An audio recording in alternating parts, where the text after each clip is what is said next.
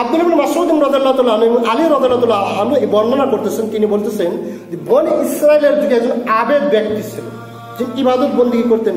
1 বছর নয়, 2 বছর নয়, 60 বছর যাবত সে আল্লাহর ইবাদত বন্দেগী করতেন এবং একনিষ্ঠ একজন ইবাদতকারী ব্যক্তি ছিলেন। শয়তান ডান দিক হতে চেষ্টা চালিয়েছে, বাম দিক হতে চেষ্টা চালিয়েছে, সামনের দিক হতে চেষ্টা চালিয়েছে, পিছনের দিক থেকে চেষ্টা চালিয়েছে। এমন কোনো পদ্ধতি নেই যেই পদ্ধতি শয়তান অবলম্বন করেনি। প্রত্যেকটা পদ্ধতি অবলম্বন করার পরে তিনি যখন ফেল হয়ে গেলেন, আর পারলেন না, ইবাদত হতে ফিরাতে পারলেন না, তখন শয়তান কি করবেন? শয়তানের টার্গেট তাকে আমি জাহান্নামে নিয়ে যাবই যাব। শয়তানের টার্গেট তাকে আমি ইবাদত হতে দূরে রাখবোই রাখবো। সেটা যে কিছুর মাধ্যমে, যে কিছুর বিনিময়ে তাকে আমি এটাতে দূরে রাখবই। সমস্ত চেষ্টা করার পরে যখন তিনি আর পারলেন না, তখন কি করবেন? তখন এক মহিলার উপর তিনি ভর করলেন। শয়তান কি? জিন। শয়তান কি? জিনে ধরা রোগী বুঝি না আমরা? মানে জিনে ধরেছে মানে ওকে কে ধরেছে? শয়তানে ধরেছে। তখন তিনি কি করলেন? এক মহিলার উপর তিনি কি করলেন? ভর করলেন। ভর করে বুঝি না? দেখেন কথা পরিবর্তন হয়ে যায়, পাগলামো করে, এইভাবে চুল ছিঁড়ে, এইভাবে নিজের অঙ্গ প্রত্যঙ্গ ছিঁড়ে, খামসাদে ইত্যাদি করে না। এইরকম এক মহিলার উপর তিনি মানে কি করলেন? তার শরীরে ভর করলেন বা তাকে তিনি ধরলেন, জিনে ধরা রোগীতে পরিণত হয়ে গেলেন। তার 4টা ভাই ছিল এবং স্বপ্ন দেখালেন শয়তান। স্বপ্ন আল্লাহ দেখান, স্বপ্নকে দেখান, শয়তানও দেখান। মনে করে রাখবেন, স্বপ্ন আল্লাহর পক্ষ হতে হয়, স্বপ্ন এবং শয়তানের পক্ষ হতেও হয়।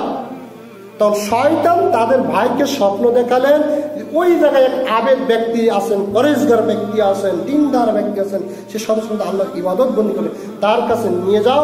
সে যদি ঝাড়ফুঁক যদি করায় তাহলে আপনার এই বোনটা ভালো হয়ে যাবে। তাই করার তার কাছে নিয়ে আসা হলো। তিনি ঝাড়ফুঁক করে দেন, কিছুটা আরাম হয়, একটু পরে আবার ওই শয়তান এসে কি করে? ভর করে, আবার ওই কাজ করে। তো সেই মহিলাটাকে তার সামনে রাখা হলো। এক রাতের ঘটনা, তার সামনে সেই মহিলাটাকে রাখা হলো। আর যাদেরকে জিনে ধরে তাদের অঙ্গ প্রত্যঙ্গ ঠিক থাকে, কাপড় চোপড় ঠিক থাকে? ঠিক থাকে না। তো শয়তান এমন পর্যায়ে নিয়ে গেলেন, এক পর্যায়ে তার ভিতরে চাহিদা তৈরি হয়ে গেল, এক পর্যায়ে তিনি ওই রাতে মহিলার সাথে জেনাই লিপ্ত হয়ে গেল। বোঝার চেষ্টা করবেন শয়তান কিভাবে মানুষদের সাথে প্রকাশ্য শত্রুতা করতেছেন, কিভাবে। একবার জেনায় লিপ্ত হওয়ার পরে পরবর্তীতে ওই আবেদের সন্তান তার গর্ভে, দেখতেছেন তার গর্ভে সন্তান। এখন যদি সমস্ত লোক যদি জানতে পারে ইনি হচ্ছে গর্ভবতী, তখন কি হবে? ওই আবেগকে সন্দেহ করে তার একবার সন্তান নষ্ট হয়ে যাবে, সব কিছু নষ্ট হয়ে যাবে। আমি এত বড় একটা পরেশগার একজন ব্যক্তি, দিনদার একজন ব্যক্তি, আর এই কাম আমার মাধ্যমে হয়েছে, এটা যদি মানুষ যদি জানে আমার কি হবে? এই টেনশন হয়ে গেছে। তখন ওই ইবলিস শয়তান তাকে আবার স্বপ্নে দেখাবে। সেটা কি জানেন? এটা হচ্ছে যদি বাঁচতে যদি চাস তাহলে কিন্তু হত্যা করে।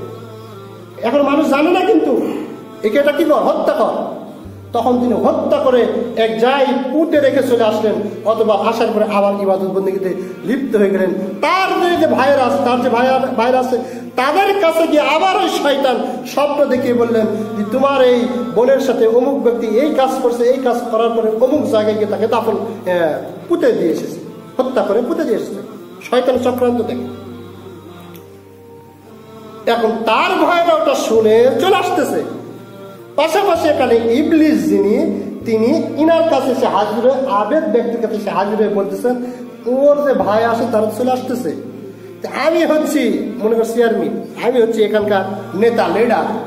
সুতরাং আমার কথা মতো যদি তুই চলতে পারিস তাহলে এই বিপদ হতে আমি উদ্ধার করবো, এই বিপদ হতে আমি কি করবো? তোকে উদ্ধার করবো। তুই কি কাজ? তুই আমার পায়ে সিজদা, তুই আমার পায়ে কি দে? সিজদা দে। সঙ্গে সঙ্গে ওই ব্যক্তি যখন সিজদা দিল, তখন তিনি বললেন যে আল্লাহ, আমি আল্লাহকে ভয় করি। কাকে ভয় করি? ওই ইবলিস বলেন বিশ্বজগৎ প্রতিপালক আকাফুল্লাহ, আমি সেই আল্লাহকে ভয় করছি, এই বান্দাকে আমি জাহান্নামের দিকে নিয়ে চলে গেছি। মানে যে সিজদার কারণে আজকে আমার এই পরিণতি, সে সিজদা আমার পায়ে দিয়েছি। অতবার ইবলিস চলে গেল। এই যে ইবলিস হচ্ছে প্রকাশ্য প্রতারক, তাই আল্লাহ বলেন এরা হচ্ছে প্রতারক। অতবার ওই ব্যক্তিকে ধরা হলো, তারা নিয়ে এসে ধরলেন এবং বিচার অনুযায়ী তাকে মৃত্যুদণ্ড দেওয়া হলো। এই যে কাহিনী, এই কাহিনীর প্রেক্ষিতে আল্লাহ রাব্বুল আলামিন উক্ত আয়াতটাকে নাযিল করে বললেন, এই শয়তান যখন সে কুফরি করে, যখন সে উক্ত কাজটা করে, কাজ যখন সম্পাদন হয়ে যায়, তখন শয়তান হিসেবে আমি তোমার হিতাকাঙ্ক্ষী, আমি তোমার ওলি, আমি তোমার বন্ধু, অতঃপর এক পর্যায়ে তাকে ছলনা দিয়ে প্রতারণা করে সেই ইবলিস বলেছে বিশ্বজগৎ প্রতিপালক আল্লাহকে ভয় করে, এই কথা বলে তিনি চলে গেলেন আর তিনি বিপদে পড়ে জাহান্নামে চলে গেলেন।